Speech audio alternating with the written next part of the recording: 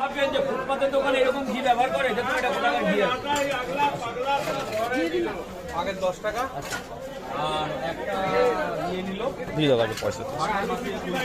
ওকে আর একটা সবজি না সবজি না একটা ওটা তেল নয় ওটা ওখানে একটা সবজি খেয়েছেন বাটা বাটা একদম দুটো খেয়েছেন ওখানে একটা রুটি খেয়েছেন প্রথমে দুটো আবার এক প্লেট দিয়েছিলাম পরে আবার এক প্লেট একদম প্রপার মায়াপুর থেকে ঘি সাপ্লাই করে যায় আজকে সকালবেলা 5 কিলো ঘি সুরভিরা এখন দিচ্ছে না 55 টাকা কাটছে না আমার তাই নিচ্ছি কত দামে দিচ্ছে আমি জানি দাম আমি কাউকে বলবি না আপনি কত টাকায় দিতে পারবেন আমায় বলবেন নিতে পারবো কিনা সেটা আমি আপনাকে 55 55 টাকা কাটবো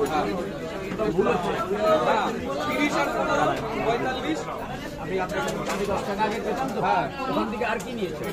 একটা কুলচা